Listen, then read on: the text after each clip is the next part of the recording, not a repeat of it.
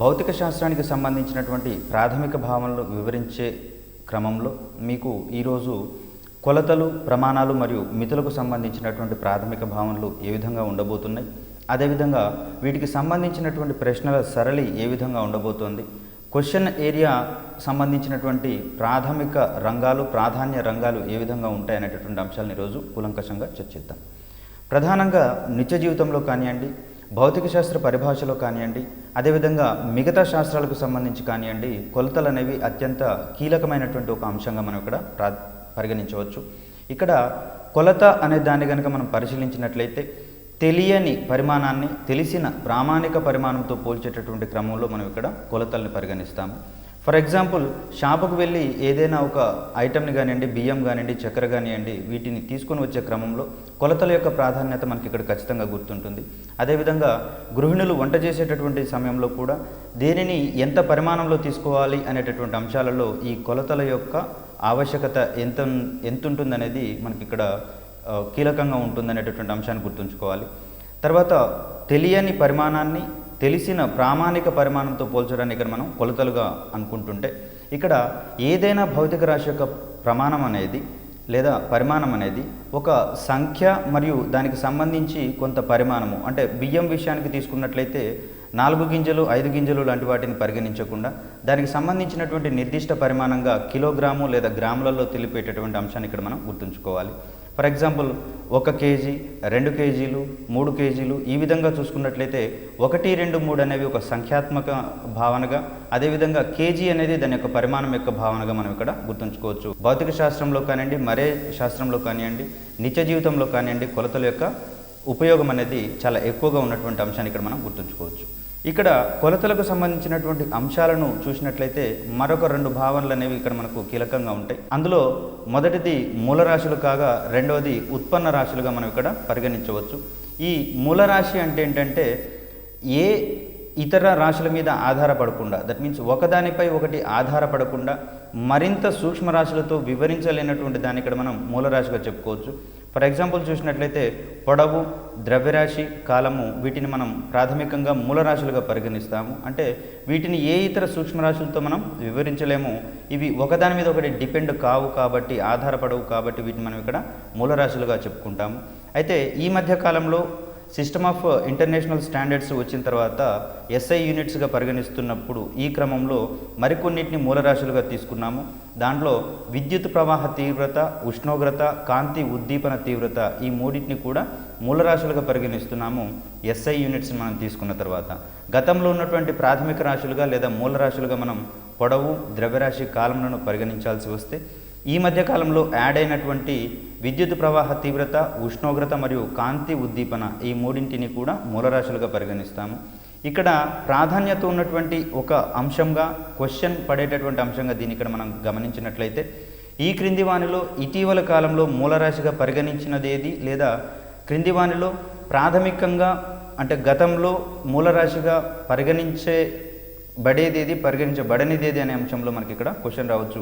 ఇటీవలి కాలంలో మనం మూలరాశిగా నిర్వచించుకున్నది విద్యుత్ ప్రవాహ తీవ్రత, ఉష్ణోగ్రత మరియు కాంతి ఉద్దీపన తీవ్రత. వీటిని కనుక మనం గుర్తుపెట్టుకుంటే దీనికి సంబంధించి క్వశ్చన్ చూసుకోవచ్చు. SI యూనిట్లలోనే మూలరాశిగా డిఫైన్ చేసుకున్నది ఏమిటి అనేటటువంటి అంశంలో మనం ప్రశ్నను ఎక్స్పెక్ట్ చేసే అవకాశం ఉంది.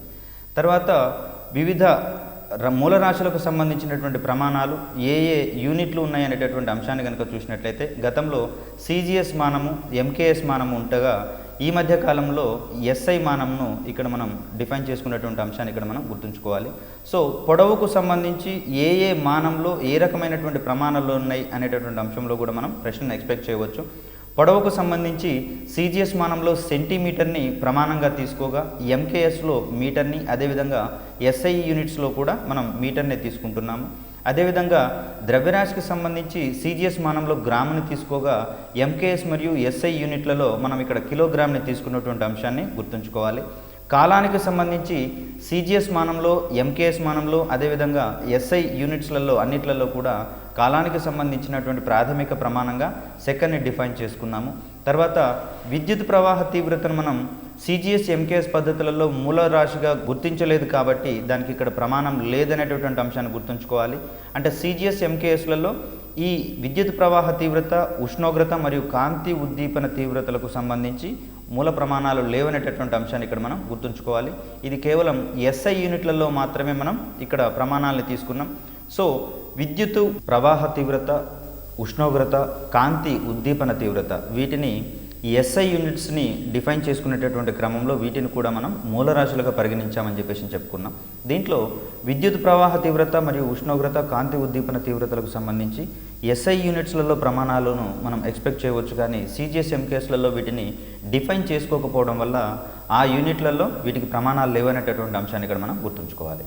సో విద్యుత్ ప్రవాహ తీవ్రతకు సంబంధించి SI యూనిట్గా ఆంపియర్ని చెప్పుకుంటాం, ఉష్ణోగ్రతకు సంబంధించి కెల్విన్ని చెప్పుకుంటాం, కాంతి ఉద్దీపన తీవ్రతకు సంబంధించి క్యాండెలా అనేటటువంటి ప్రమాణాన్ని మనం ఇక్కడ SI యూనిట్లో డిఫైన్ చేసుకునేటటువంటి అంశాన్ని ఇక్కడ గుర్తుంచుకోవాలి.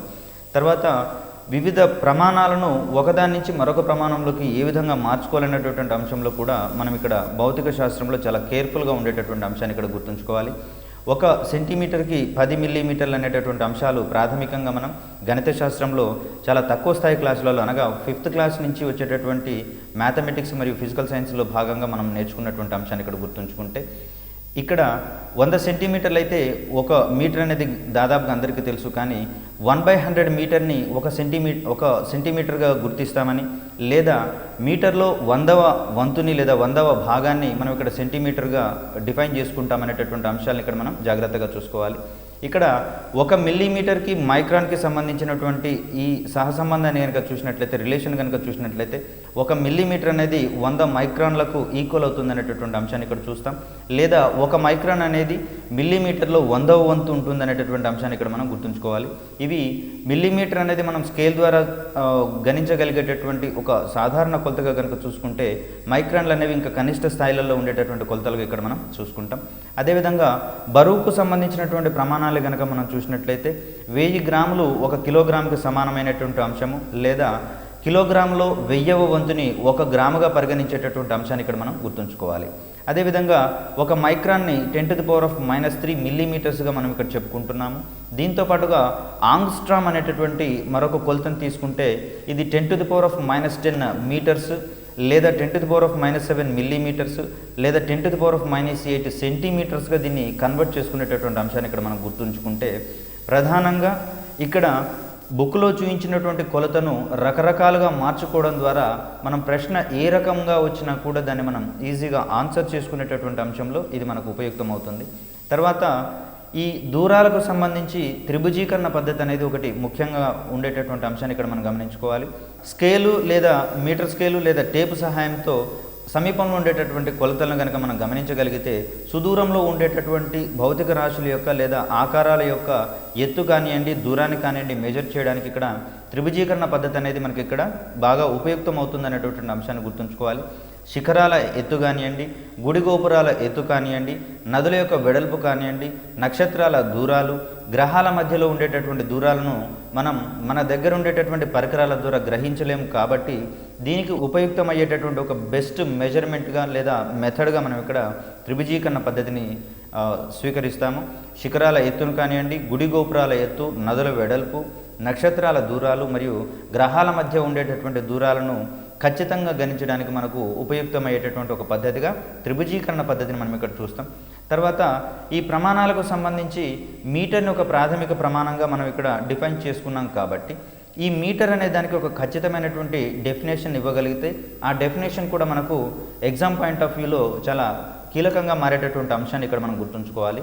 ప్యారిస్లోని సీవర్స్ వద్ద ఉన్నటువంటి మ్యూజియంలో ప్లాటినం కడ్డీ ఉంటే, ఆ ప్లాటినం కడ్డీ యొక్క పొడవును ప్రమాణంగా తీసుకుని దాన్ని ఒక మీటర్గా మనం ఇక్కడ డిఫైన్ చేసుకున్నాం. ఎందుకు ప్లాటినందే తీసుకున్నామంటే, దీంట్లో ఉష్ణోగ్రత వ్యత్యాసాలకు సంబంధించి దీనిలో సంకోచ వ్యాకోచాలు తక్కువగా ఉంటాయి. కాబట్టి ఈ ప్లాటినం యొక్క కడ్డీ పొడవునే మనం మీటరు ప్రమాణంగా తీసుకున్నాం. ఇది ప్యారిస్లోని సీవర్స్ అనేటటువంటి ప్రదేశంలో ఉన్న మ్యూజియంలో ఈ కడ్డీని ఉంచడం జరిగింది. ఇది దీని యొక్క ప్రామాణిక కొలతగా మనం ఇక్కడ చూస్తాము. ఇక్కడ సాధారణ క్రిప్టాన్ పరమాణువు విడుదల చేసే నారింజ పండు రంగు కాంతి యొక్క తరంగ దైర్ఘ్యానికి 1,650,763 రెట్లు ఉండేటటువంటి ప్రమాణంగా కూడా ఇక్కడ మనం చూసుకోవచ్చు. దీనికి సంబంధించి ఏ పరమాణువుని ప్రామాణికంగా తీసుకొని దీన్ని డిఫైన్ చేసుకున్నామని చెప్పేసి అంటే క్రిప్టాన్ పరమాణువు అనేది ఇక్కడ మనం గుర్తుంచుకోవాలి. తర్వాత కిలోగ్రాముకు సంబంధించి దీన్ని కూడా ద్రవ్యరాశి అనేది ఒక మూలరాశిగా అనుకున్నాం. ఎంకేఎస్ మరియు ఎస్ఐ యూనిట్స్లలో కిలోగ్రామ్ అనేది ఒక ప్రాథమిక ప్రమాణంగా మనం ఇక్కడ చూసుకున్నాం. కాబట్టి ఈ ప్యారిస్లోని సీవర్స్ మ్యూజియంలో ఉన్నటువంటి ప్లాటినం స్తూపం యొక్క ద్రవ్యరాశిని మనం ఇక్కడ ఒక కిలోగ్రామ్కు సంబంధించినటువంటి యూనిట్గా ఇక్కడ మనం చూసుకున్నాం. అంటే వాస్తవానికి కొలత అంటే తెలియనటువంటి పరిమాణాన్ని తెలిసిన ప్రామాణిక పరిమాణంతో చూపించడమే ఇక్కడ కొలత అనుకుంటున్నాం. కాబట్టి ఇక్కడ ఉన్నటువంటి ప్లాటినం స్తూపం యొక్క ద్రవ్యరాశితోటి మనం దాన్ని కిలోగ్రామ్ యొక్క డెఫినేషన్గా తీసుకున్నాం మనం. అదేవిధంగా సెకనుకు సంబంధించినటువంటిది కాలానికి సంబంధించిన ప్రమాణం కాబట్టి, ప్రాథమిక ప్రమాణం కాబట్టి సెకనుకు సంబంధించినటువంటి డెఫినేషన్స్ మీద కూడా మనకు క్వశ్చన్స్ వచ్చే దాఖలాలు ఉన్నాయి. మాధ్యమిక సౌరదినంలో 86,400వ వంతుని ఇక్కడ మనం ఒక సెకనుగా డిఫైన్ చేసుకుంటున్నాం. 86,400వ వంతుని ఒక సెకండ్గా మనం ఇక్కడ చూసుకుంటే సీజియం 133 పరమాణువు 9 బిలియన్ల 192 మిలియన్ల 631,770 కంపనాలు చేయడానికి పట్టేటటువంటి కాలాన్ని కూడా ఇక్కడ మనం ఒక సెకండ్గా నిర్వచించుకోవచ్చు. ఇక్కడ సౌరదినానికి సంబంధించి ఒక అంశాన్ని కనుక మనం పరిశీలిస్తే 2 వరుస మిట్ట మధ్యాహ్నాల మధ్య ఉండేటటువంటి కాలాన్ని సౌరదినంగా మనం ఇక్కడ చెప్పుకుంటాం. ఈ యొక్క డెఫినేషన్స్ యొక్క క్రమాన్ని కనుక మనం పరిశీలించినట్లయితే వీటిని క్రింది వానిలో సత్యమైనదేది లేదా అసత్యమైనదేది అనేటటువంటి అంశంలో ప్రశ్నగా వచ్చేటటువంటి దాఖలాలు ఉన్నాయి. కాబట్టి భౌతిక శాస్త్రానికి సంబంధించి చాలామంది మిత్రులు చేసేటటువంటి ఒక పొరపాటు ఏంటంటే సిలబస్ని ఎంతసేపు తక్కువ కాలంలో ఎక్కువ సమయం లేదా ఎక్కువసార్లు రిపీట్ చేసేటటువంటి అంశాన్ని మనం పట్టించుకుంటాం. కానీ ఎన్నిసార్లు ఎక్కువ చదివితే అంత ఎఫెక్టివ్గా చదివినట్టుగా మనం భావిస్తాము. కానీ క్వశ్చన్ పడేటటువంటి ఏరియాని ఒకటి ఎక్స్పెక్ట్ చేసుకుంటూ ఏ రకమైనటువంటి పాయింట్ ఏ రకమైన బిట్లకు సూటబుల్ అవుతుందో కనుక మనం గ్రహించగలిగితే, అంటే అనాలిటికల్ క్వశ్చన్గా ఏది వస్తుంది, డైరెక్ట్ క్వశ్చన్లుగా ఏ వస్తున్నాయి, ఏ పాయింట్ ఆఫ్ వ్యూ ఏ టైప్ ఆఫ్ క్వశ్చన్కి బెటర్ ఉంటుంది అనేటటువంటి అంశాలను కూడా మనం కూలంకషంగా చర్చించుకోగలిగితే ఇక్కడ ఫిజికల్ సైన్స్ ప్రిపరేషన్ అనేది ఫుల్ఫిల్ అవుతుంది. తప్పిస్తే కేవలం సిలబస్ని నెంబర్ ఆఫ్ టైమ్స్ రివిజన్ చేయడం ద్వారా మనకు ఇక్కడ వచ్చేటటువంటి ప్రయోజనం ఏమీ ఉండదు. కాబట్టి సిలబస్ని కంప్లీట్ చేయడంతో పాటుగా బిట్ యొక్క ఫార్మేషన్ కూడా మనం ఎక్స్పెక్ట్ చేసుకోగలిగితే ఫిజికల్ సైన్స్ అభ్యర్థులు ఎటువంటి కష్టపడేటటువంటి అవకాశాలు ఉండవు. ఇక్కడ సౌరదినానికి సంబంధించినటువంటి చూస్తే 2 వరుస మిట్ట మధ్యాహ్నాల మధ్య దూరంగా లేదా మధ్య కాలంగా ఇక్కడ మనం సౌరదినంగా చెప్పుకుంటాం. ఇక్కడ మాధ్యమిక సౌరదినం అనేటటువంటి అంశం మరి ఇంకొకటి వస్తుంది. కాబట్టి మాధ్యమిక సౌరదినం అంటే సంవత్సరంలోని సౌరదినాల సగటు విలువని ఇక్కడ మాధ్యమిక సౌరదినంగా చెప్పుకుంటాము. అదేవిధంగా ఈ మూలరాశులతో పాటుగా ఉత్పన్న రాశులు అనేటటువంటిది మరొక కీలకమైనటువంటి అంశంగా మనం ఇక్కడ చూసుకుంటే మూలరాశుల సహాయంతో వివరించేటటువంటి ఏ రాశినైనా సరే మనం ఇక్కడ ఉత్పన్న రాశిగా తీసుకుంటాం. దీన్ని డిరైవ్డ్ క్వాంటిటీగా మనం చెప్పుకుంటాము. అంటే మూలరాశుల సహాయంతో మాత్రమే వీటిని డిఫైన్ చేయడానికి అవకాశం ఉంటుంది, వేరే రకంగా అవకాశం ఉండని అంశాన్ని ఇక్కడ మనం గుర్తుంచుకోవాలి. ఇక్కడ వైశాల్యము, ఘనపరిమాణము, సాంద్రత, వేగము, బలము వీటన్నిటిని కూడా మనం ఇక్కడ మూలరాశుల సహాయంతో మనం డిఫైన్ చేసుకుంటాము లేదా నిర్వచించగలుగుతాం. కాబట్టి లేదా మూలరాశుల ఆధారంగా వీటిని ఉత్పన్నం చేయగలుగుతాం. కాబట్టి వీటిని ఉత్పన్న రాశులుగా పరిగణిస్తామనేటటువంటి అంశాన్ని గుర్తుంచుకోవాలి. ఇక్కడ ఈ ఏరియా నుంచి మనం కనుక క్వశ్చన్ని ఎక్స్పెక్ట్ చేయగలిగితే క్రింది వానిలో మూలరాశి కానిదేది లేదా మూలరాశి అయినదేది లేదా క్రింది వానిలో ఉత్పన్న రాశి అని దేనిని అంటారు, ఉత్పన్న రాశిగా పరిగణించనిది ఏది అనేటటువంటి అంశంలో ఇక్కడ మనం క్వశ్చన్స్ ఎక్స్పెక్ట్ చేయవచ్చు. కొన్ని రకాలైనటువంటి పరికరాలతోటి మనం ఈ పొడవుల్ని కానివ్వండి ఇటువంటి విలువల్ని మనం గణించే క్రమంలో ఏ ఏ పరికరానికి కనీసపు కొలత ఎంత ఉంటుంది అనేటటువంటి అంశంలో మనం క్వశ్చన్స్ ఎక్స్పెక్ట్ చేయవచ్చు. ఇక్కడ కనీసపు కొలతకు సంబంధించినటువంటి భావన కనుక మనం పరిశీలించినట్లయితే ఏదైనా ఒక పరికరంతో గణించగలిగేటటువంటి అతి తక్కువ కొలతను మనం ఇక్కడ కనీస కొలతగా మనం ఇక్కడ గుర్తుంచుకోవచ్చు. ఒక పరికరంతో ఖచ్చితంగా కొలగలిగినటువంటి అతి తక్కువ కొలతనే ఆ పరికరం యొక్క కనీసపు కొలతగా మనం ఇక్కడ చెప్తాము.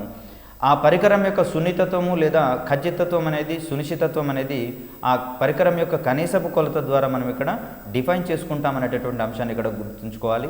పరికరం యొక్క సున్నితత్వం దేని మీద ఆధారపడి ఉంటుంది అంటే ఇక్కడ ఆ పరికరం యొక్క కనీసపు కొలతని మనం సమాధానంగా గుర్తుంచుకోవాల్సి వస్తుంది. సో ఇక్కడ మనం దైనందిన జీవితంలో వాడేటటువంటి సాధారణ స్కేల్ మీటర్ స్కేల్ని కనుక మనం ఇక్కడ పరిశీలించినట్లయితే దీనికి సంబంధించినటువంటి కనీసపు కొలతగా 1 మిల్లీమీటర్ని చెప్తాము.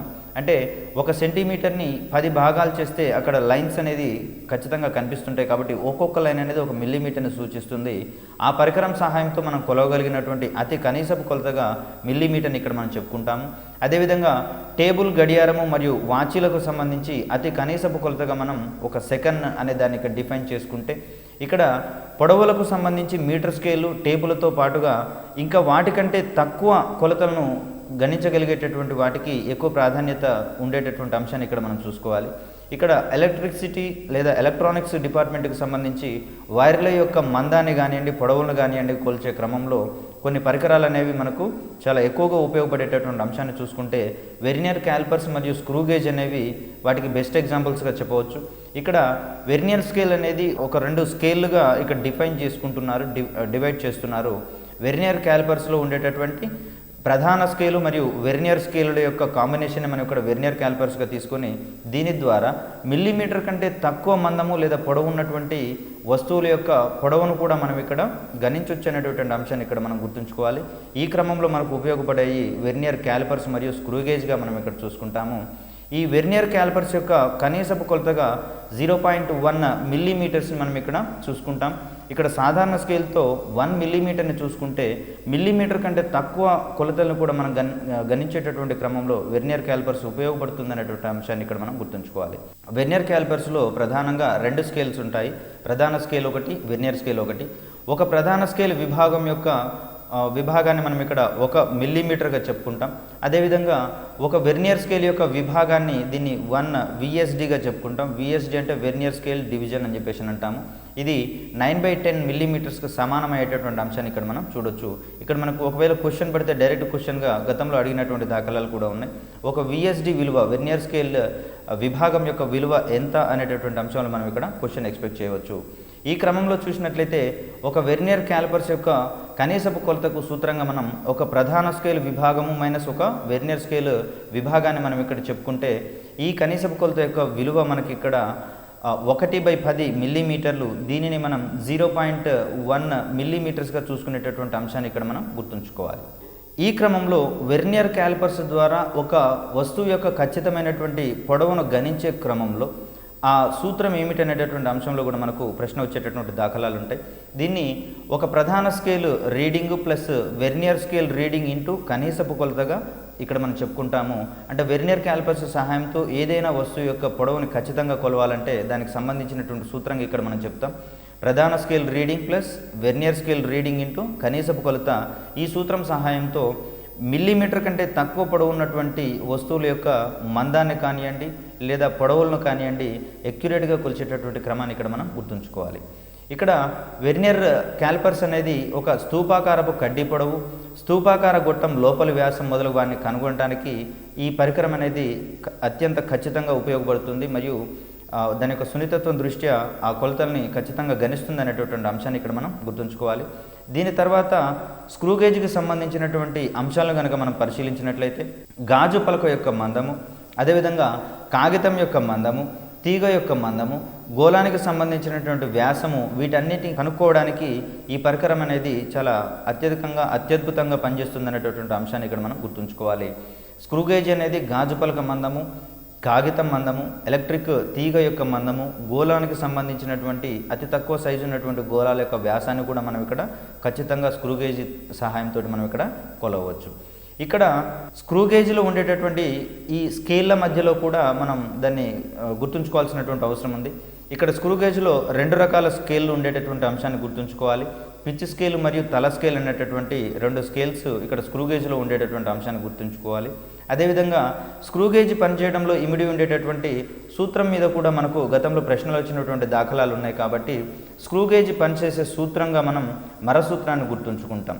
ఇక్కడ మర సూత్రానికి సంబంధించినటువంటి కొన్ని ప్రాథమిక భావనలు కనుక మనం గమనించినట్లయితే మరశీల ఒక భ్రమణం చేసినప్పుడు, ఒక కంప్లీట్ రొటేషన్ చేసినప్పుడు అది ఎంత దూరం కదులుతుందో దానికి సంబంధించినటువంటి భావనల ద్వారా ఈ మరసూత్రాన్ని మనం ఇక్కడ డిఫైన్ చేసుకుంటాము.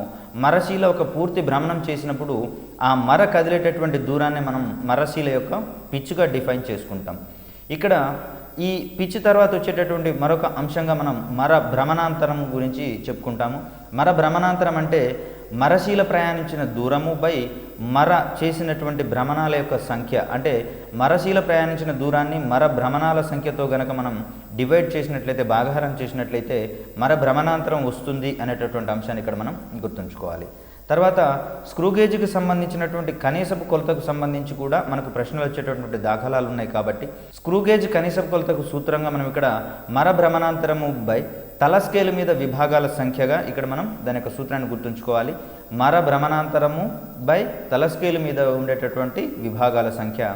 దీన్నే మనం లెటర్స్ రూపంలో కనుక చూసినట్లయితే మర భ్రమణాంతరాన్ని పి తోటి, అదేవిధంగా తల స్కేలు మీద ఉండేటటువంటి విభాగాలను క్యాపిటల్ ఎన్తో కనుక సూచిస్తే ఈ స్క్రూ గేజ్ కనీసపు కొలతకు సూత్రంగా మనం P/Nని సూచిస్తాము. అదేవిధంగా స్క్రూ గేజ్కి సంబంధించినటువంటి కనీసపు కొలతగా ఇక్కడ మనం 0.01 మిల్లీమీటర్స్ని ఇక్కడ మనం గుర్తుంచుకోవాలి.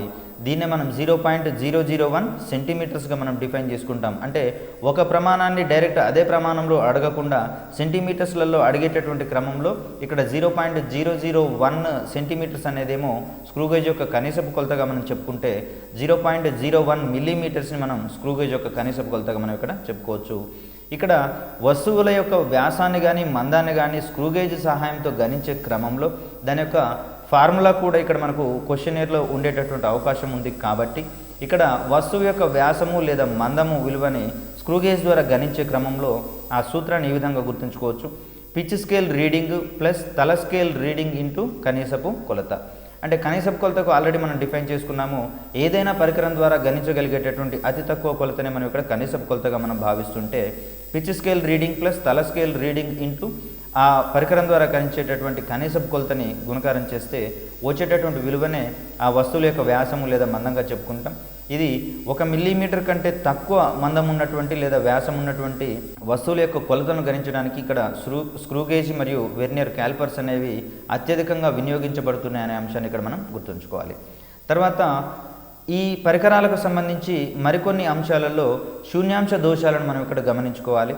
ఇక్కడ శూన్యాంశ దోషాల ప్రస్తావన ఎందుకు వస్తుంది అంటే, సపోజ్ ఆ దోషం ఉన్నట్లయితే దోష నివారణ పరంగా కూడా మనం ఇక్కడ ప్రికాషన్ తీసుకోవాల్సి వస్తుంది. ఇక్కడ ప్రశ్నలు అడిగే సరళిలో ఈ అంశాలను కూడా స్పృశిస్తున్నారు. కాబట్టి ఈ అంశాలకు సంబంధించిన ప్రాథమిక భావనలు కూడా మనం ఇక్కడ చూసుకుందాం. పిచ్ స్కేల్లోని సూచిరేఖ తల స్కేల్లోని శూన్య విభాగంతో సరిపోలితే అక్కడ శూన్యాంశ దోషం ఏమీ లేదని చెప్పేసినటువంటి అంశాన్ని ఇక్కడ మనం గుర్తుంచుకోవాలి. అంటే ఇక్కడ ఆ ఇండికేటర్ అనేది శూన్య విలువతోటి అక్కడ ఏకీభవించేటటువంటి క్రమంలో దోషం ఏమీ లేదనేటటువంటి అంశాన్ని ఇక్కడ మనం గుర్తుంచుకుంటే, ఇక్కడ పిచ్ స్కేల్లోని సూచిరేఖ కంటే తల స్కేలులోని శూన్య విభాగము ఎగువన ఉంటే దాన్ని రుణ శూన్యాంశ దోషంగా మనం ఇక్కడ గుర్తుంచుకోవాలి. పిచ్ స్కేల్లోని సూచిరేఖ కంటే తల స్కేల్లోని శూన్య విభాగము ఎగువన ఉంటే దాన్ని రుణ శూన్యాంశ దోషంగా చెప్పుకుంటాం. ఒకవేళ ఆ శూన్య విభాగానికి ఈ సూచిరేఖ అనేది పిచ్ స్కేల్లోని సూచిరేఖ అనేది దిగువన ఉంటే దాన్ని మనం ఇక్కడ ధన శూన్యాంశ దోషంగా మనం గుర్తుంచుకోవాలి. ఇక్కడ రుణ శూన్యాంశ దోషం వచ్చినప్పుడు దాన్ని సవరించడానికి ధనాత్మక విలువలకు అడ్జస్ట్ చేసేటటువంటి అంశాన్ని ఇక్కడ గుర్తుంచుకోవాలి. అదేవిధంగా ధన శూన్యాంశ దోషాన్ని సవరించడానికి గాను రుణాత్మక విలువని యాడ్ చేసేటటువంటి అంశాన్ని ఇక్కడ మనం గుర్తుంచుకోవాలి.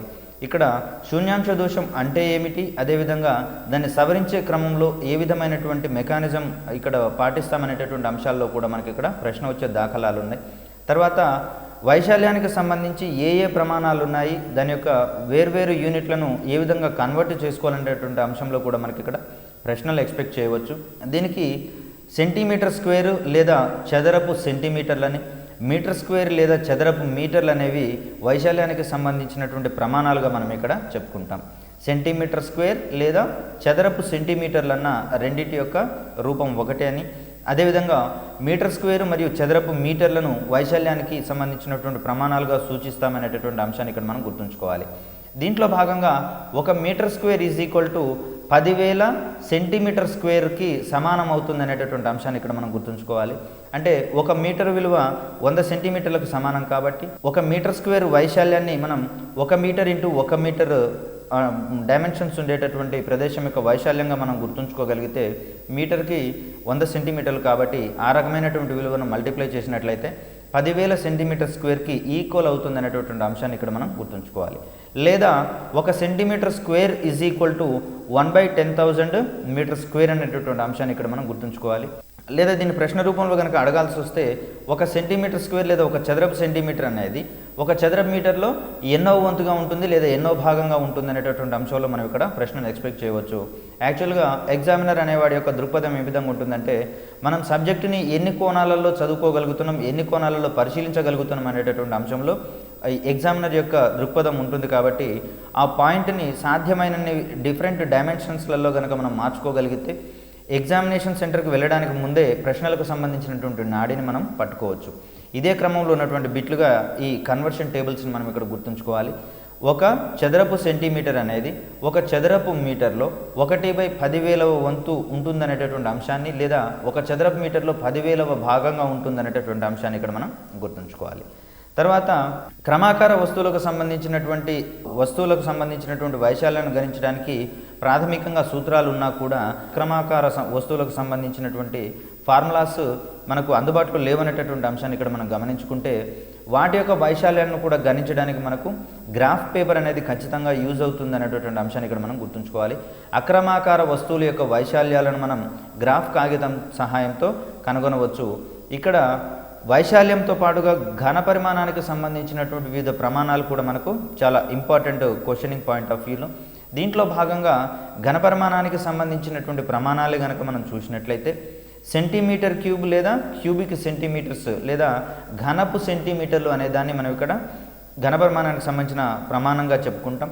అదేవిధంగా మీటర్ క్యూబ్ లేదా ఘనపు మీటర్లు అనే దాన్ని మనం ఇక్కడ ఘనపరిమాణానికి సంబంధించినటువంటి ప్రమాణంగా చెప్పుకుంటాం. ఇక్కడ ఒక మీటర్ క్యూబ్ విలువ లేదా ఒక ఘనపు మీటర్ యొక్క విలువ 10⁻6 యొక్క ఘనపు సెంటీమీటర్లుగా మనం ఇక్కడ చెప్పుకుంటాం. 10⁻6 సెంటీమీటర్ క్యూబ్ లేదా 10⁻6 ఘనపు సెంటీమీటర్లుగా మనం ఇక్కడ గుర్తుంచుకోవాలి.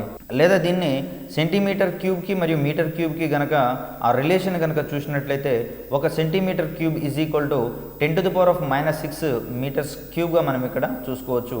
దీన్ని మనం 1/10⁻6 మీటర్ క్యూబ్గా మనం ఇక్కడ చూసుకోవచ్చు. సో ఇక్కడ వైశాల్యాలకు సంబంధించి ఏ విధంగా డైమెన్షన్స్ చేంజ్ చేయగలుగుతామో ఘనపరిమాణానికి సంబంధించినటువంటి డైమెన్షన్స్ని కూడా చేంజ్ చేసుకోవచ్చు. కాబట్టి డిఫరెంట్ డైమెన్షన్స్లో మనం ఈ వాల్యూస్ని కంపేర్ చేసుకుంటూ మన బ్రెయిన్లో ఉంచుకునేటటువంటి అంశాన్ని ఇక్కడ మనం పరిశీలించాలి. తర్వాత ఈ ఘన పదార్థాలకు సంబంధించినటువంటి ఘనపరిమాణాన్ని మనం ఇక్కడ సెంటీమీటర్ క్యూబ్స్, మీటర్ క్యూబ్స్లలో కనుక తీసుకుంటే ద్రవాలకు సంబంధించినటువంటి ఘనపరిమాణాన్ని మనం లీటర్లు, మిల్లీ లీటర్లకు సంబంధించినటువంటి ప్రమాణాలతో సూచిస్తాము. ఈ క్రమంలో లీటర్లకు మరియు మిల్లీమీటర్లు, సెంటీమీటర్లకు సంబంధించినటువంటి కంపారిజన్స్ కూడా మనకు ఒకటి క్రూషియల్గా ఉన్నటువంటి అంశాన్ని కనుక గమనిస్తే ఇది మనకు గణిత శాస్త్రంతో పాటుగా ఫిజికల్ సైన్స్లో కూడా మనం ఇక్కడి నుంచి క్వశ్చన్స్ ఎక్స్పెక్ట్ చేయవచ్చు. ఒక లీటర్ విలువ అనేది 1000 సెంటీమీటర్స్ క్యూబ్కి సమానమయ్యేటటువంటి విషయాన్ని ఇక్కడ మనం గుర్తుంచుకోవాలి. ఇదే విధంగా ఒక మిల్లీ లీటర్ విలువను కనుక మనం గమనించినట్లయితే ఇది లీటర్లో 1000వ వంతు ఉంటుంది, లేకపోతే 1/1000వ భాగంగా మనం ఇక్కడ పరిగణిస్తే ఇక్కడ ఒక మిల్లీ లీటర్ విలువ 1/1000 లీటర్లు. అదేవిధంగా లీటర్ యొక్క విలువ మనకు 1000 సెంటీమీటర్ క్యూబ్గా మనం ఇక్కడ పరిగణించగలిగితే ఇక్కడ మిల్లీ లీటర్కు అదేవిధంగా సెంటీమీటర్ క్యూబ్కు సంబంధించినటువంటి కంపారిజన్ వస్తుంది. దీని ప్రకారం ఒక మిల్లీ లీటర్ విలువ ఒక క్యూబిక్ సెంటీమీటర్ లేదా సెంటీమీటర్ క్యూబ్గా ఉంటుందనేటటువంటి అంశంలో మనం ప్రశ్నని ఎక్స్పెక్ట్ చేయవచ్చు. అంటే మిల్లీ లీటర్కు సంబంధించి పొడవుకు సంబంధించినటువంటి భావనలు కనుక మనం పరిశీలిస్తే ఒక క్యూబిక్ సెంటీమీటర్ విలువ అనేది ఒక మిల్లీ లీటర్కు సమానం అవుతుంది అనేటటువంటి అంశాన్ని ఇక్కడ మనం గుర్తుంచుకోవాలి. తర్వాత ప్రయోగశాలకు సంబంధించినటువంటి అంశాలు కనుక పరిశీలించినట్లయితే కొన్ని రకాలైనటువంటి లిక్విడ్ ఫామ్లో ఉండేటటువంటి కెమికల్స్ని మనం కావాల్సినటువంటి ఘన పరిమాణాలలో తీసుకోవాల్సిన అవసరం ఉంటుంది. నిత్య జీవితంలో కొలపాత్రలు ఈ రకమైనటువంటి పనులకు ఉపయోగపడుతుంటే ప్రయోగశాలకు సంబంధించి కొన్ని ప్రత్యేకమైనటువంటి పరికరాలను మనం ఇక్కడ గుర్తుంచుకోవాలి. కొలజాడి, కొల ఫ్లాస్క్, పిప్పెట్టు మరియు బ్యూరెట్ అనేటటువంటివి ప్రయోగశాలలో ద్రవాల యొక్క ఘనపరిమాణాన్ని కొలవడానికి ఉపయోగపడేటటువంటి సాధనాలుగా మనం ఇక్కడ గుర్తుంచుకుంటాం. అయితే ఒక చిన్న వేరియేషన్ వీటి మధ్య ఉంది కాబట్టి ఈ వేరియేషన్ దగ్గరే మనకు ఇక్కడ క్వశ్చన్ వచ్చే అవకాశం ఉంది. కాబట్టి ఆ వేరియేషన్ జాగ్రత్తగా గమనించినట్లయితే ఇక్కడ కొలజాడి, కొల ఫ్లాస్క్ మరియు పిప్పెట్లలో ఒక నిర్ణీత ఘనపరిమాణం అనేది అక్కడ మెన్షన్ చేయడానికి గమనించవచ్చు మనం ఇక్కడ. అంటే 20 ml అని కనుక రాసి ఉంటే వాటి ద్వారా 20 mlకి సంబంధించినటువంటి ద్రవాలను మాత్రమే మనం తీసుకోవాల్సి వస్తుంది. అంటే మనకు కావాల్సినటువంటి ఘన పరిమాణంలో ఈ పరికరాల ద్వారా మనం ద్రవాన్ని తీసుకోలేం కాబట్టి నియమిత ఘన పరిమాణం కలిగినటువంటి ద్రవాలను తీసుకోవడానికి ఉపయోగించే సాధనాలుగా ఇక్కడ మనం కొలజాడి, కొల ఫ్లాస్క్ మరియు పిప్పెట్ల గురించి కనుక మనం చూసినట్లయితే కావలసిన ఘన పరిమాణం సంబంధించినటువంటి ద్రవాలను కొలిచి తీసుకునే క్రమంలో బ్యూరెట్ అనేది మనకు ఉపయోగపడుతుంది అనేటటువంటి అంశాన్ని ఇక్కడ మనం గుర్తుంచుకోవాలి.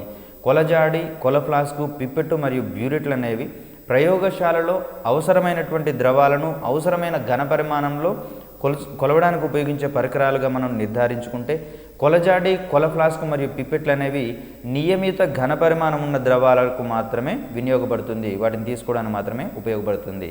ఒకవేళ కావలసిన ఘన పరిమాణంలో ద్రవాన్ని కనుక ఎంచుకోవాల్సి వచ్చినా లేదా తీసుకోవాల్సి వచ్చినా దానికి ఉపయోగపడేటటువంటి పరికరంగా మనం ఇక్కడ బ్యూరెట్ని గుర్తుంచుకోవాలి. సో కావలసిన ఘన పరిమాణం గల ద్రవాలను కొలిచి తీసుకోవడానికి ఉపయోగించే సాధనం క్రింది వానిలో ఏది అనే అంశంలో కనుక మనం ప్రశ్నని ఎక్స్పెక్ట్ చేస్తే ఇక్కడ ఆప్షన్స్ కొలజాడి, కొల ఫ్లాస్క్, పిప్పెట్టు మరియు బ్యూరెట్లను ఆప్షన్స్గా ఇచ్చినట్లయితే బ్యూరెట్ అనే దాన్ని మనం ఇక్కడ ఆన్సర్గా సూచిస్తాం. తర్వాత ఈ పరికరాల ద్వారా మనం ద్రవాన్ని కొలిచేటటువంటి క్రమంలో పైన ద్రవం యొక్క ఉపరితలం మీద దాని యొక్క ఆకారం ఏ విధంగా ఉంటుంది అనేటటువంటి ఓరియంటేషన్లో కూడా మనకి ఇక్కడ ప్రశ్న రావచ్చు. అక్కడ ఒక అర్ధచంద్రాకారంలో వంపు తిరిగినటువంటి భాగంగా ద్రవం కనపడుతుంది. ఈ ఆకారాన్ని ఏమంటారు అనేటటువంటి ఓరియంటేషన్లో కూడా మనం ఇక్కడ ప్రశ్నను ఎక్స్పెక్ట్ చేయవచ్చు. దీనికి సమాధానంగా మనం మినిస్కస్ అనేటటువంటి టెర్మినాలజీని సూచిస్తున్నాం. మినిస్కస్ అంటే పిప్పెట్లో కానివ్వండి, బ్యూరెట్లో కానివ్వండి ద్రవం యొక్క పైభాగము లేదా ఉపరితలం అనేది వంపు తిరిగి అర్ధచంద్రాకారంలో ఉంటుంది.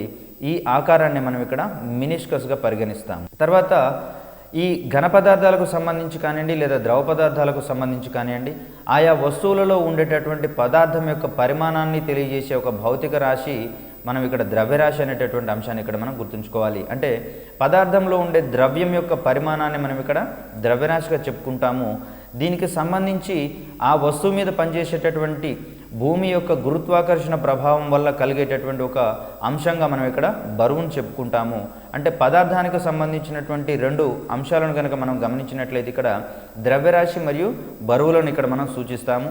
వస్తువులోని పదార్థం యొక్క పరిమాణాన్ని మనం ద్రవ్యరాశి అనేటటువంటి భౌతిక రాశితో తెలియజేస్తే ఈ ద్రవ్యరాశి మీద భూమి యొక్క గురుత్వాకర్షణ బలం ఎంత మేరకు ఉంటుంది అనేటటువంటి అంశాన్ని ఇక్కడ మనం బరువు అనేటటువంటి అంశం సూచిస్తుంది అనేటటువంటి అంశాన్ని ఇక్కడ మనం పరిగణించుకోవాలి. వస్తువు యొక్క ద్రవ్యరాశి ఎంత ఉంది అనేటటువంటి అంశంలో మనకు కొన్ని పరికరాలు ఉన్నాయి. దీన్ని సాధారణ త్రాసు మరియు స్ప్రింగ్ త్రాసులుగా మనం ఇక్కడ పరిగణిస్తాము. వస్తువు ద్రవ్యరాశిని కొలిచేటటువంటి సాధనాలుగా సాధారణ త్రాసు మరియు స్ప్రింగ్ త్రాసులు మనం ఇక్కడ సూచిస్తాము. ఇక్కడ సాధారణ త్రాసు పనిచేయడంలో ఇమిడి ఉండేటటువంటి సూత్రం మీద కూడా మనకు ప్రశ్న రావచ్చు, లేదా ఈ సూత్రం ఆధారంగా పనిచేసేటటువంటి పరికరం ఏమిటి అనేటటువంటి అంశంలో మనకి ఇక్కడ ప్రశ్న వచ్చేటటువంటి దాఖలాలు ఉంటాయి. కాబట్టి ఒకసారి సాధారణ త్రాసు పనిచేసేటటువంటి సూత్రాన్ని కనుక మనం పరిశీలించినట్లయితే త్రాసు దండం యొక్క మధ్య ఆధార బిందువు నుంచి సమాన దూరాలలో సమాన ద్రవ్యరాశులను వేలాడదీస్తే అది భూమికి లేదా క్షితిజ సమాంతరంగా ఉంటుంది అనేటటువంటి అంశాన్ని మనం ఇక్కడ గుర్తుంచుకోవాలి. ఒకవేళ బరువులలో హెచ్చు తగ్గులుంటే ఎక్కువ బరువు ఉన్నటువంటి వైపుకి ఆ త్రాసు దండం అనేది వంగుతుంది అనేటటువంటి అంశాన్ని ఇక్కడ మనం గమనించుకోవాలి. సో పలు రకాలైనటువంటి ఈ కూరగాయలు తీసుకునే క్రమంలో కానివ్వండి లేదా పళ్ళను తీసుకునేటటువంటి క్రమంలో కానివ్వండి గతంలో ఉన్నటువంటి త్రాసులుగా ఈ మన సాధారణ త్రాసును గమనిస్తే అక్కడ మనం ఈ పరికరాలలో ఉండేటటువంటి హెచ్చు తగ్గులు మరియు మోసాలను కూడా ఈ ధర్మం ఆధారంగానే మనం ఇక్కడ గమనించుకోవచ్చు. సాధారణ త్రాసు పనిచేసేటటువంటి సూత్రం విషయంలో త్రాసు దండం యొక్క మధ్య ఆధార బిందువు నుంచి సమాన దూరాలలో సమాన ద్రవ్యరాశులను వేలాడదీయాల్సి వస్తుంది. అటువంటి క్రమంలో ఆ దండం అనేది త్రాసు యొక్క దండం అనేది క్షితిజ సమాంతరంగా ఉంటుంది. ఏమైనా ఇంబ్యాలెన్సెస్ కనుక ఉన్నట్లయితే అది ఎక్కువ బరువు ఉండేటటువంటి వైపుకి వంగుతుంది అనేటటువంటి అంశాన్ని ఇక్కడ మనం గుర్తుంచుకోవాలి. తర్వాత వస్తువుల యొక్క ద్రవ్యరాశులను ఖచ్చితంగా 1 మిల్లీగ్రామ్ వరకు కొలవడానికి ఉపయోగపడేటటువంటి సాధనాలు కూడా మనకు అందుబాటులో ఉన్నాయి. అతిపెద్ద బరువులతో పాటుగా తక్కువ బరువు ఉన్నటువంటి స్వల్ప ద్రవ్యరాశి ఉన్నటువంటి వస్తువుల యొక్క బరువుల్ని కూడా కొలవడానికి మనకి ఇక్కడ ద్రవ్యరాశిని కొలవడానికి మనకి ఇక్కడ సున్నితపు త్రాసు మరియు ఎలక్ట్రానిక్ త్రాసులు మనం వినియోగిస్తున్నటువంటి అంశాన్ని ఇక్కడ మనం గుర్తుంచుకోవాలి. ద్రవ్యరాశులను మిల్లీగ్రామ్ వరకు ఖచ్చితంగా కొలవడానికి మనకు వినియోగపడేటటువంటి త్రాసులుగా లేదా సాధనాలుగా సున్నితపు త్రాసు మరియు ఎలక్ట్రానిక్ త్రాసులు మనం ఇక్కడ గుర్తుంచుకోవాలి. తర్వాత సున్నితపు త్రాసులో రెండు వైపులా సూచిక వెళ్ళేటటువంటి అత్యధిక స్థానాలను మనం పరివర్తన స్థానాలుగా పరిగణిస్తాము.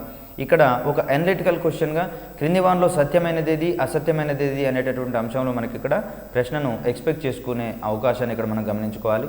ఈ రకమైనటువంటి క్వశ్చన్స్ వచ్చినప్పుడు సిలబస్ని కానివ్వండి లేదా ఒక అంశానికి సంబంధించినటువంటి ప్రాథమిక భావనలు కూలంకషంగా అన్నిటినీ అధ్యయనం చేసిన తర్వాతనే వీటిని ఆన్సర్ చేసేటటువంటి అంశంగా దీన్ని మనం గమనించుకుంటే ప్రిపరేషన్ అనేది ఎంత ఎక్యురసీ తోటి ఎంత ఖచ్చితత్వంతో ఉండాల్సిన అవసరం ఉందో ఇక్కడ మనకి ఇవి తేటతెల్లం చేస్తాయి.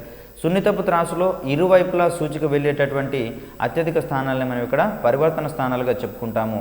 తర్వాత ఇక్కడ డోలనాలు తగ్గి నిలిచేటటువంటి ఒక స్థానంగా విరామ స్థానము లేదా రెస్ట్ పొజిషన్ లేదా రెస్ట్ పాయింట్గా మనం ఇక్కడ సూచిస్తే ఇక్కడ సూచిక అనేది డోలనాలు తగ్గి నిశ్చలంగా ఉండేటటువంటి స్థితిలో ఉంటుంది. దీన్నే మనం విరామ స్థానం లేదా రెస్ట్ పాయింట్గా మనం చెప్పుకుంటాము.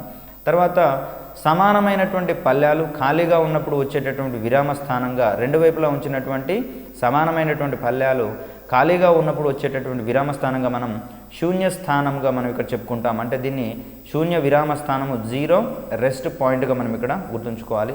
ఇక్కడ సున్నితపు త్రాసుకు సంబంధించినటువంటి పరికరాన్ని మనం ఇక్కడ చూడవచ్చు. ఒకవైపేమో కావాల్సినటువంటి పరిమాణంలో వస్తువుని కొలవాల్సి వచ్చిన క్రమంలో ఆయా బరువుల్ని ఒకవైపు ఉంచేసి అదే పరిమాణంలో సమానంగా ఉండేటటువంటి పదార్థం యొక్క ద్రవ్యరాశిని అందులో మరొక ప్లేట్లో ఉంచినట్లయితే అవి రెండు కూడా ఇక్కడ క్షితిజ సమాంతరంగా ఉండేలా అడ్జస్ట్ చేసినప్పుడు రెండింటి యొక్క పరిమాణం సమానంగా ఉంటుందనేటటువంటి అంశాన్ని ఇక్కడ మనం గుర్తుంచుకోవాలి. తర్వాత విరామ స్థానం అనేది శూన్య విరామ స్థానం కంటే ఎక్కువగా ఉంటే దాన్ని హెచ్చు విరామ స్థానం అని చెప్పేసి అంటాం. హై రెస్ట్ పాయింట్గా మనం ఇక్కడ చెప్పుకుంటాం. హెచ్ఆర్పి అనేటటువంటిది దాని యొక్క అబ్రివేషన్గా మనం ఇక్కడ చెప్పుకుంటాం. తర్వాత విరామ స్థానం అనేది శూన్య విరామ స్థానం కంటే తక్కువగా ఉంటే దాన్ని తక్కువ విరామ స్థానంగా గుర్తిస్తారు అనేటటువంటి అంశాన్ని ఇక్కడ మనం గుర్తుంచుకోవాలి. విరామ స్థానం శూన్య విరామ స్థానం కంటే తక్కువగా ఉంటే దాన్ని తక్కువ విరామ స్థానం లేదా లో రెస్ట్ పాయింట్గా మనం ఇక్కడ గుర్తుంచుకోవాలి. తర్వాత మిల్లీగ్రామ్ వరకు ఉండేటటువంటి పదార్థ ద్రవ్యరాశిని ఇక్కడ హెచ్ఆర్పి లేదా హెచ్చు విరామ స్థానం వద్ద ద్రవ్యరాశి ప్లస్ పి గ్రామ్స్గా మనం ఇక్కడ గుర్తుంచుకుంటాం. ఇక్కడ పి అనేటటువంటి అంశాన్ని హెచ్చు విరామ స్థానం వద్ద ద్రవ్యరాశికి కలపవలసినటువంటి ద్రవ్యరాశిగా మనం ఇక్కడ పి అనేటటువంటి అంశాన్ని గుర్తుంచుకోవాలి. దీనికి సంబంధించి ఆ విలువను గణించేటటువంటి క్రమంలో ఆ యొక్క సూత్రం కూడా ఇక్కడ మనకు ఇంపార్టెంటే. 0.01 ఇంటూ హెచ్చు విరామ స్థానము మైనస్ శూన్య విరామ స్థానము బై హెచ్చు విరామ స్థానము మైనస్ తక్కువ విరామ స్థానము లేదా స్వల్ప విరామ స్థానంగా మనం ఇక్కడ లో రెస్ట్ పాయింట్గా మనం ఇక్కడ చూసుకుంటాము. దీన్నే అబ్రివేషన్స్ రూపంలో కనుక రాసినట్లయితే 0.01 into HRP minus జెడ్ఆర్పి by HRP minus ఎల్ఆర్పిగా మనం ఇక్కడ సూచిస్తాము. ఈ విలువ మనకు పి విలువను తెలియజేస్తే మిల్లీగ్రామ్ వరకు ఉండేటటువంటి పదార్థం యొక్క ద్రవ్యరాశిని ఖచ్చితంగా కొలవడానికి సున్నితపు త్రాసు ద్వారా వచ్చేటటువంటి సమీకరణంగా మనం హెచ్ఆర్పి వద్ద ద్రవ్యరాశి ప్లస్ పి గ్రామ్స్ అనే దాని ద్వారా మనం ఆ పదార్థం యొక్క ద్రవ్యరాశిని మిల్లీగ్రామ్ వరకు కూడా ఖచ్చితంగా కొలవగలగవచ్చు అనేటటువంటి అంశాన్ని ఇక్కడ మనం గుర్తుంచుకోవాలి. తర్వాత ఇక్కడ ఆ త్రాసు యొక్క దండాన్ని విడుదల చేయడానికి చెక్క పీఠానికి బిగించినటువంటి ఒక పిడిని తిప్పడం ద్వారా అక్కడ దండం విడుదలవుతుంది అనేటటువంటి అంశాన్ని గుర్తుంచుకోవాలి. తర్వాత ఈ హాస్పిటల్స్లలో వైద్యులు వ్యక్తుల యొక్క లేకపోతే రోగుల యొక్క బరువుని హెచ్చుతగ్గులను గమనించడానికి గాను వాడేటటువంటి ఒక త్రాసుగా మనం ఇక్కడ సంపీడన స్ప్రింగ్ త్రాసుని ఇక్కడ మనం గుర్తుంచుకోవాలి. ఇక్కడ వ్యక్తులు దాని మీద నిలబడినప్పుడు వారి భారానికి సమానమైనటువంటి బరువు అనేది ఆ స్ప్రింగ్ త్రాసు మీద దాని సాగుదలను సూచిస్తుంది కాబట్టి సాగుదలకు కారణమవుతుంది కాబట్టి ఆ సాగుదల ఆధారంగా దాని యొక్క బరువుని మనం ఇక్కడ సూచిక రూపంలో కనుక్కోవచ్చు. కాబట్టి ఈ డాక్టర్లు వాడేటటువంటి త్రాసుని మనం ఇక్కడ సంపీడన స్ప్రింగ్ త్రాసుగా మనం ఇక్కడ గుర్తుంచుకోవాలి. తర్వాత అసమానమైనటువంటి భుజాలతో స్థిరమైన లేదా అస్థిరమైన ఆధారాలతో ఉండేటటువంటి తూనిక సాధనాలుగా మనం ఇక్కడ రోమన్ స్టీల్ యార్డ్ మరియు డేనిష్ స్టీల్ యార్డ్ అనేటటువంటి అంశాలను ఇక్కడ మనం గుర్తుంచుకోవాలి. ప్రధానంగా ఐరన్ అండ్ సిమెంట్ ఇండస్ట్రీస్లలో లేదా షాప్స్లలో ఈ ఐరన్ బార్స్ని కొలిచేటటువంటి క్రమంలో మనకు ఉపయోగపడేటటువంటి ఒక తూనిక కొలతగా లేదా సాధనంగా మనం ఇక్కడ రోమన్ స్టీల్ యార్డ్ అనేటటువంటి అంశాన్ని గుర్తుంచుకుంటాం. ఇది డేనిష్ స్టీల్ యార్డు కూడా ఇక్కడ అసమాన భుజాలతో స్థిరమైన లేదా అస్థిరమైన ఆధారాలతో ఉండేటటువంటి తూనికల సాధనంగా మనం వీటిని పరిగణిస్తాం. తర్వాత మైక్రోగ్రామ్ వరకు అంటే మరింత సూక్ష్మమైనటువంటి బరువులను కూడా మనం ద్రవ్యరాశిని కనుక్కోవడానికి వినియోగించేటటువంటి ఒక పరికరంగా మనం మైక్రో బ్యాలెన్స్ అనేటటువంటి అంశాన్ని ఇక్కడ మనం గుర్తుంచుకోవాలి. మైక్రో బ్యాలెన్స్ యొక్క ఉపయోగం ఏమిటి, లేదా ఆ ఉపయోగం ఇచ్చేసి దీనికోసం వాడేటటువంటి పరికరం ఏమిటి అనేటటువంటి అంశంలో మనం ఇక్కడ ప్రశ్నను ఎక్స్పెక్ట్ చేయవచ్చు. మైక్రోగ్రామ్ వరకు పదార్థం యొక్క ద్రవ్యరాశిని కనుగొనడానికి ఉపయోగించేటటువంటి ఒక పరికరంగా మనం ఇక్కడ మైక్రో బ్యాలెన్స్ని పరిగణిస్తామనేటటువంటి అంశాన్ని గుర్తుంచుకోవాలి.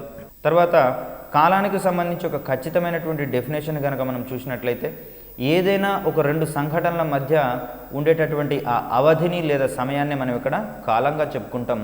రెండు సంఘటనల మధ్య ఉండేటటువంటి సమయాన్ని మనం కాలంగా డిఫైన్ చేసుకుంటున్నాం అనేటటువంటి అంశాన్ని ఇక్కడ మనం గుర్తుంచుకోవాలి.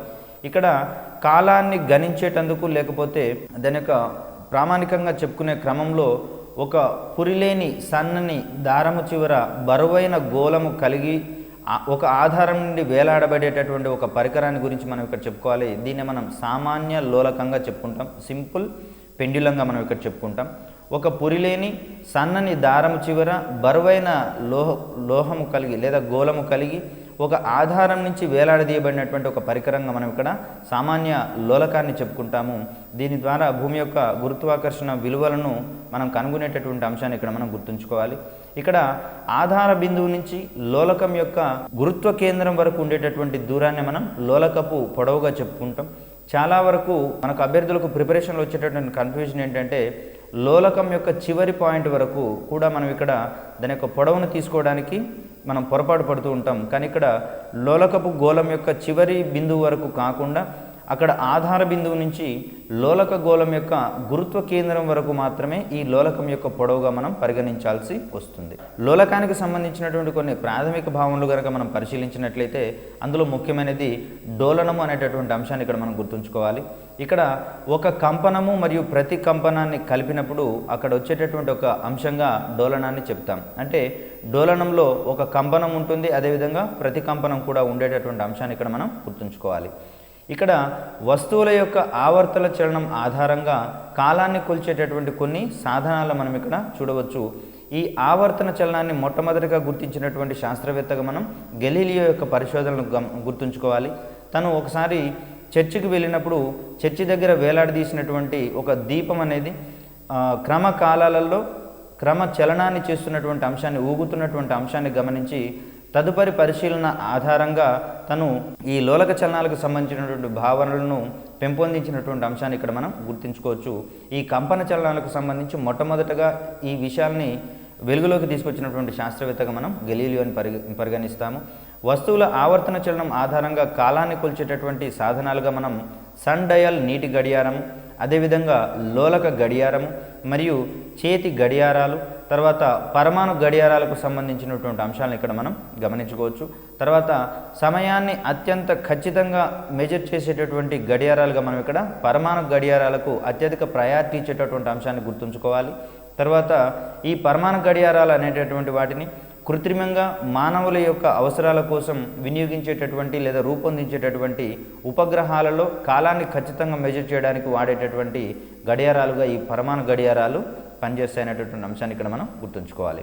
తర్వాత గడియారాలలో ఆవర్తన చలనాన్ని, కాల వ్యవధిని కొల్చడానికి ఉపయోగించేటటువంటి ఒక పరికరంగా మనం అంతర్నిర్మితమైనటువంటి గతిపాలక చక్రం పనిచేస్తుంది అనేటటువంటి అంశాన్ని ఇక్కడ మనం గుర్తుంచుకోవాలి. ఈ చక్రం ఆధారంగానే చేతి గడియారాలలో కాలం యొక్క వ్యవధిని కొలుస్తారు అనేటటువంటి అంశాన్ని గుర్తుంచుకోవాలి. అదేవిధంగా గోడ గడియారాలకు సంబంధించి కాల వ్యవధిని కొలవడానికి మనకు ఉపయోగపడేది లోలకాల డోలనాలు, లేకపోతే లోలకం యొక్క డోలనాలు ఇక్కడ మనం పరిగణించవచ్చు. అందుకనే ప్రాచీన కాలంలో అత్యధికంగా గడియారాలకు కింద ఒక లోలకాన్ని అమర్చి ఆ లోలకం తిరుగుతుండే క్రమంలో అక్కడ కాలం యొక్క వ్యవధిని ఖచ్చితంగా మెజర్ చేసేటటువంటి అంశాలను ఇక్కడ మనం గుర్తుంచుకోవాలి. లోలకం యొక్క డోలనాల ఆధారంగా గోడ గడియారంలో కాల వ్యవధిని నిర్ణయిస్తారు అనేటటువంటి అంశాన్ని ఇక్కడ మనం గుర్తుంచుకోవాలి. ఇటువంటివన్నీ కూడా క్రింది వానలో ఏది సత్యము ఏది అసత్యము అనేటటువంటి అంశంలో మనకు అక్కడ అనలిటికల్ క్వశ్చన్స్ రూపంలో వచ్చే అవకాశం ఉందనేటటువంటి అంశాన్ని ఇక్కడ మనం గుర్తుంచుకోవాలి. తర్వాత సామాన్య లోలకం ఒక పూర్తి డోలనం చేయడానికి పట్టేటటువంటి కాలాన్ని మనం డోలనావర్తన కాలంగా పరిగణిస్తామనేటటువంటి అంశాన్ని గుర్తుంచుకోవాలి. ఒక సామాన్య లోలకం పూర్తి డోలనాన్ని చేయడానికి పట్టేటటువంటి కాలాన్ని ఒక డోలనావర్తన కాలంగా చెప్పుకుంటాం. అంటే ఒక కంపనము మరియు ప్రతి కంపనానికి పట్టేటటువంటి ఆ సమయాన్ని మనం ఇక్కడ డోలనావర్తన కాలంగా చెప్పుకుంటాం. దీన్ని క్యాపిటల్ టీ అనేటటువంటి లెటర్తో సూచిస్తాము. కంపనాలు వస్తువు ఒక సెకండ్ కాలంలో చేసేటటువంటి డోలనాల సంఖ్యని మనం దాని యొక్క పౌనఃపున్యంగా చెప్పుకోవచ్చు అనేటటువంటి అంశాన్ని గుర్తుంచుకోవాలి. ఈ పౌనఃపున్యాన్ని మనం ఎన్ అనేటటువంటి స్మాల్ ఎన్ అనేటటువంటి అక్షరంతో సూచిస్తాము. కంపనాలు చేయు వస్తువు ఒక సెకండ్ కాలంలో చేసేటటువంటి డోలనాలు లేకపోతే కంపనాల యొక్క సంఖ్యని మనం ఇక్కడ పౌనఃపున్యంగా చెప్పుకుంటామనేటటువంటి అంశాన్ని ఇక్కడ గుర్తుంచుకోవాలి. కంపనాలు చేసే క్రమంలో మరొక అంశంగా కంపన విస్తారాన్ని గురించి చెప్పుకోవాలి. ఇక్కడ కంపనాలు చేసేటప్పుడు లోలకం అనేది నిశ్చల స్థానం నుండి ఒక వైపుకు కదిలినటువంటి అత్యధిక దూరాన్ని లేదా గరిష్ట స్థానభ్రంశాన్ని మనం ఇక్కడ కంపన విస్తారంగా చెప్పుకుంటాము. కంపనాలు చేసేటటువంటి లోలకం నిశ్చల స్థానం నుండి ఒక వైపుకు కదిలినటువంటి అత్యధిక దూరాన్ని మనం ఇక్కడ కంపన విస్తారంగా చెప్పుకుంటామనేటటువంటి అంశాన్ని ఇక్కడ మనం గుర్తుంచుకోవాలి. ఇక్కడ కంపనం చేసేటటువంటి క్రమంలో నిశ్చల స్థితి నుంచి అది కదిలినటువంటి అత్యధిక దూరానికి మధ్యలో ఉండేటటువంటి ఆ కోణాన్నే మనం ఇక్కడ విస్తార కోణంగా చెప్పుకుంటామనేటటువంటి అంశాన్ని ఇక్కడ మనం గుర్తుంచుకోవాలి. పటంలో కనుక గమనించినట్లయితే ఇక్కడ నిశ్చల స్థితిలో ఉన్నటువంటి వస్తువు యొక్క పొజిషన్ ఏ వద్ద ఉందని చెప్పేసి భావిస్తే అది గరిష్ట స్థానభ్రంశం పొందినటువంటి బిందువు బి అనుకుంటే ఇక్కడ ఆధార బిందువును కనుక ఓగా పరిగణిస్తే ఇక్కడ ఏఓబి మధ్య ఉండేటటువంటి ఆ కోణాన్ని మనం ఇక్కడ విస్తార కోణంగా చెప్పుకుంటాం. ఈ విస్తార కోణం విలువ అనేది మనకు లోలకానికి సంబంధించినటువంటి ప్రాథమిక సూత్రాలలో భాగంగా వినియోగపడుతుంది అనేటటువంటి అంశాన్ని ఇక్కడ మనం గుర్తుంచుకోవాలి.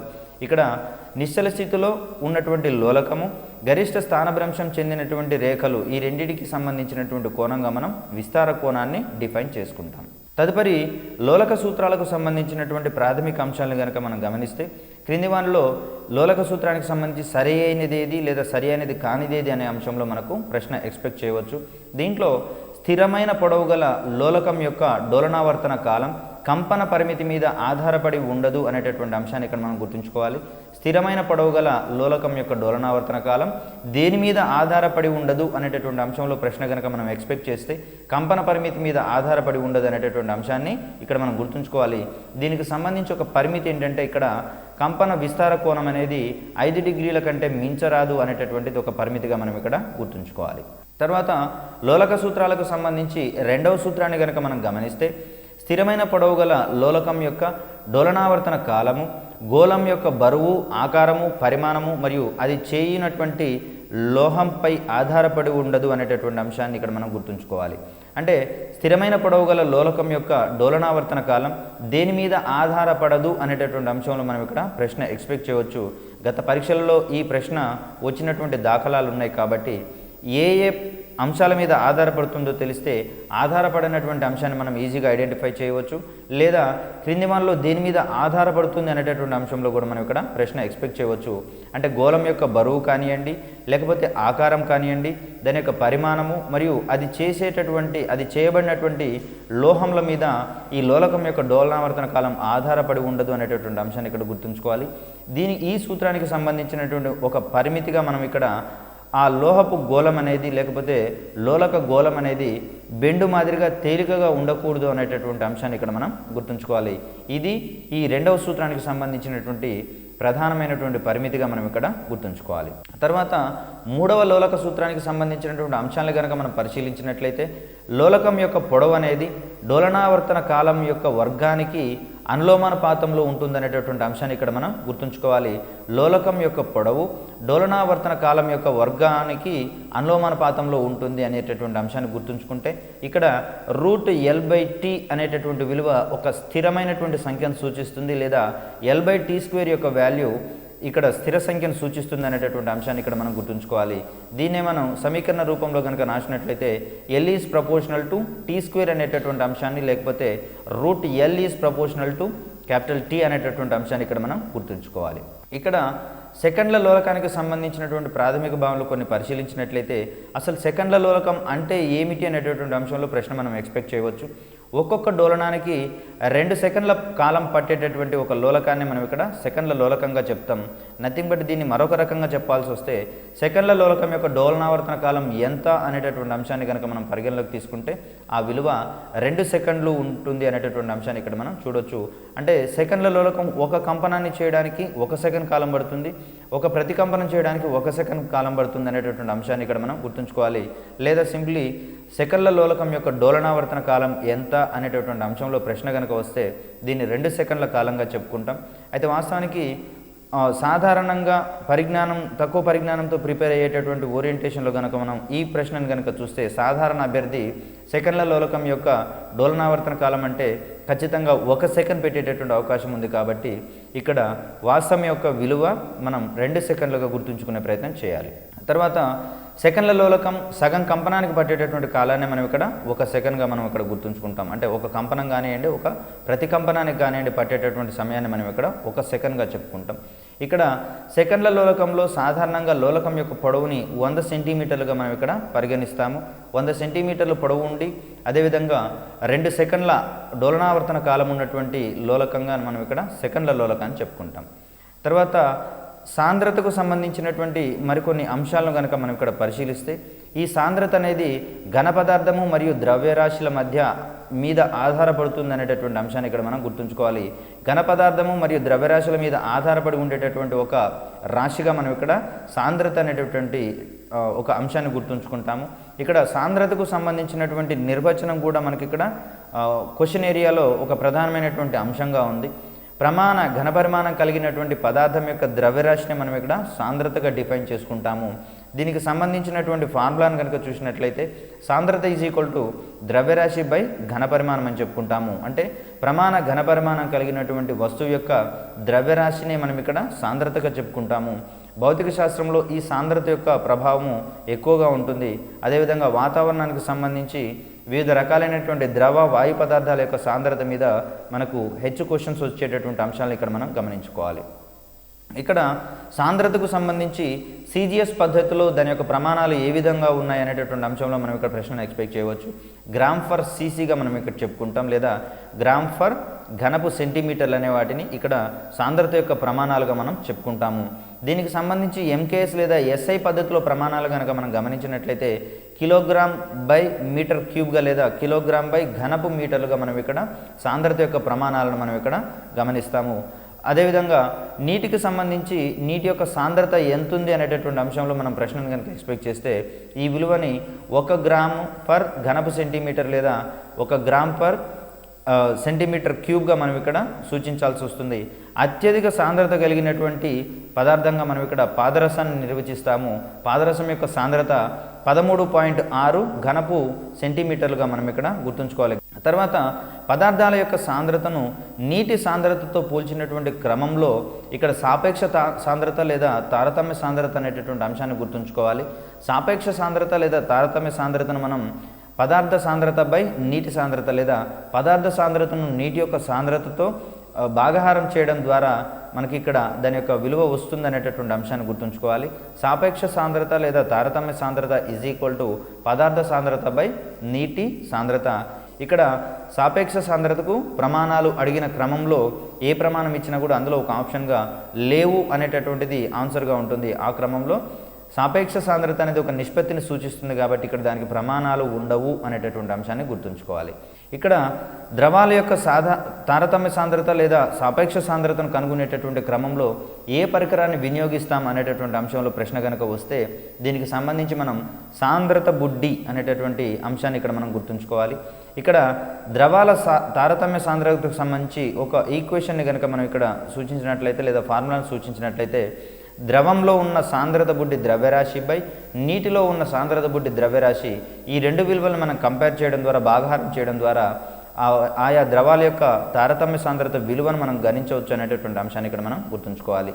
ప్రమాణాలు, మితులు మరియు కొలతలకు సంబంధించినటువంటి ఈ పాఠ్యాంశంలో పరీక్షలలో వచ్చేటటువంటి ప్రశ్నాంశాలకు సంబంధించినటువంటి అన్ని అంశాలను కనుక మనం మరొక్కసారి పరిశీలిస్తే వేటిని మూలరాశులుగా పరిగణిస్తాము, వేటిని ఉత్పన్న రాశులుగా పరిగణిస్తాము, మూలరాశుల యొక్క ధర్మాలు ఏమిటి, ఉత్పన్న రాశుల యొక్క ధర్మాలు ఏమిటి అనేటటువంటి అంశంలో ఆ వేరియేషన్స్ ఒకటి మనం ఖచ్చితంగా అధ్యయనం చేయాల్సినటువంటి అవసరం ఉంది. తర్వాత ఈ యూనిట్లకు సంబంధించినటువంటి వివిధ పద్ధతులు మెట్రిక్ మాపనలకు సంబంధించి సిజిఎస్ ఎంకేఎస్ అని చెప్పేసి అని, అదేవిధంగా బ్రిటిష్ పద్ధతికి సంబంధించి ఎఫ్పిఎస్ పద్ధతి అని చెప్పేసి అని, ఇది ప్రస్తుతం అంతగా వాడుకలో లేనటువంటి ఒక పద్ధతిగా మనం ఇక్కడ చెప్పవచ్చు. వైశాల్యాలు మరియు ఘనపరిమాణాలకు సంబంధించినటువంటి అంశాలను కనుక మనం పరిశీలిస్తే ఈ సెంటీమీటర్లకు, చదరపు మీటర్లకు మధ్య ఉండేటటువంటి ఆ సంబంధాలు ఏ విధంగా ఉన్నాయి, రిలేషన్స్ ఏ విధంగా ఉన్నాయి, కంపారిజన్స్ కొంత మనం ఇక్కడ కూలంకషంగా నేర్చుకోవాల్సినటువంటి అవకాశం ఉంది. అదేవిధంగా ఘనపరిమాణానికి సంబంధించి సీసీ విలువకు, అదేవిధంగా ఘనపు మీటర్లకు సంబంధించినటువంటి వాల్యూస్ యొక్క కంపారిజన్స్ ఏ విధంగా ఉన్నాయనేటటువంటి అంశాలను ఇక్కడ మనం గమనించుకోవాలి.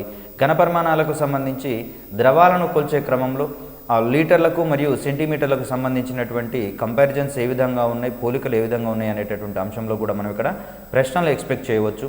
అదేవిధంగా బరువుకు ద్రవ్యరాశికి మధ్యలో ఉండేటటువంటి వేరియేషన్స్ మీద మరియు వాటిని గణించేటటువంటి పరికరాల మీద కూడా మనకి ఇక్కడ ప్రశ్నలు పడేటటువంటి దాఖలాలు ఉన్నాయి కాబట్టి వీటిని గుర్తుంచుకునేటటువంటి ప్రయత్నం చేద్దాం.